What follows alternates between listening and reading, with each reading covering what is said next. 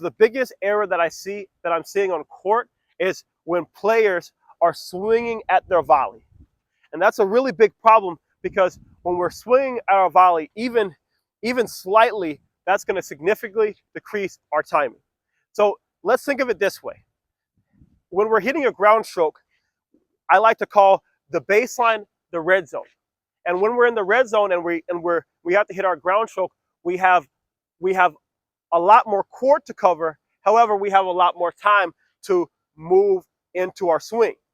However, when we're at the net, and this is where I like to call the green zone, we have a lot less court to cover. However, we have a lot less time and we need to react really quickly on the ball. So when we hit a stroke, instead of pushing forward on our volley, that's going to significantly decrease our timing and how quickly we're able to react on the shot. So try to understand this. Good technique is all about efficiency of movement and efficiency of strokes. And that's usually what's going to save the most amount of time to get the job done. Okay? So when we're hitting our volley, we don't want to have a full stroke because that's going to waste too much time and lead to a lot of errors. When we're hitting our volley, we want to do the thing that's going to take the least amount of time and the least amount of effort. So that means we want to get our racket in a 45-degree angle. It's crucial that we have that racket at a 45-degree angle because let's say our racket's low, that means we're going to have to move the racket up, and that's going to waste a lot of time.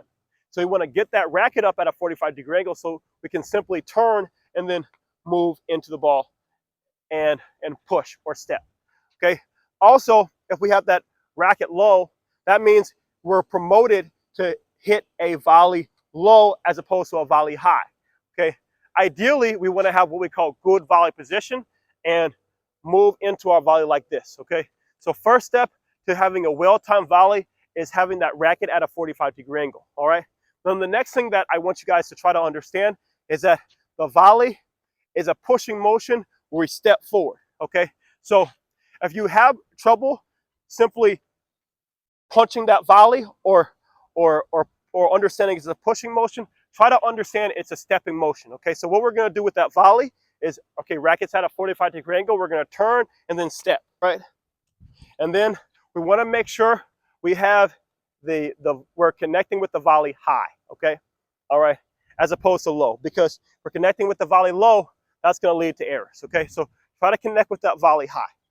So here's a great way and a simple way that we can practice that stepping motion, okay? All right, so come out to the court, all right?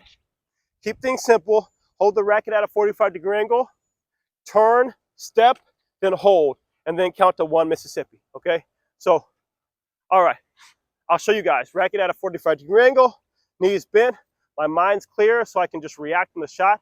A lot of the volley is just simple reaction. Okay, so the racket's at a 45-degree angle, we're turn, step, 1 Mississippi. On the backhand side, turn, step, 1 Mississippi. So last thing to keep in mind is you don't want to wait or hesitate on the volley. You want to move in and attack as quickly as possible because if the volley drops lower, that's going to decrease your chances of being able to hit a good volley. Okay, so that's all for today. This has been Bryce on the floor with another tennis improvement video. Like, comment, subscribe, and as always, great luck out there in the tennis court. Thank you.